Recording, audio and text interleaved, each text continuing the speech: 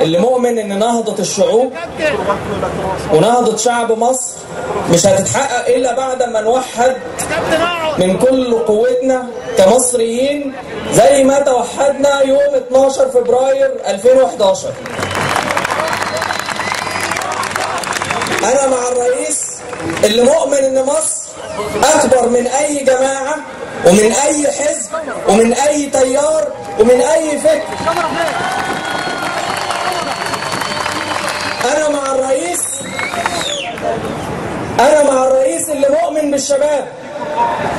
مصر حكمت من اجيال اعمارها وصلت ل70 و80 سنة وهم لسه بيحكموا البلد والشباب ما بيشتغلش.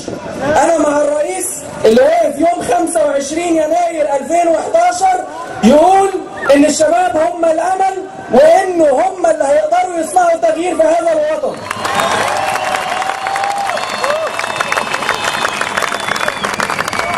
انا مع الرئيس اللي عارف ان هو مش صلاح الدين.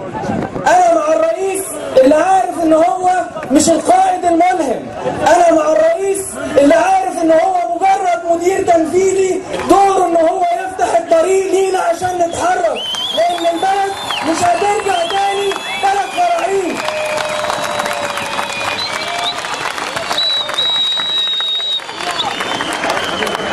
انا مع عبد المنعم ابو الفتوح رئيسا لمصر.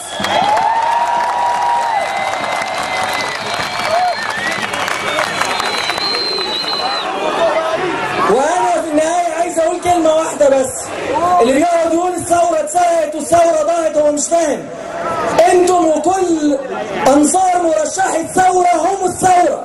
طول ما احنا بنتحرك وطول ما قلبنا بينبض وطول ما مؤمنين بقضيتنا الثوره لا تموت، الثوره مستمره. ومش هنقول تاني هنجيب حقهم يا نموت زيهم، هنجيب حقهم ونحقق حلمهم ان شاء الله. شكرا لكم.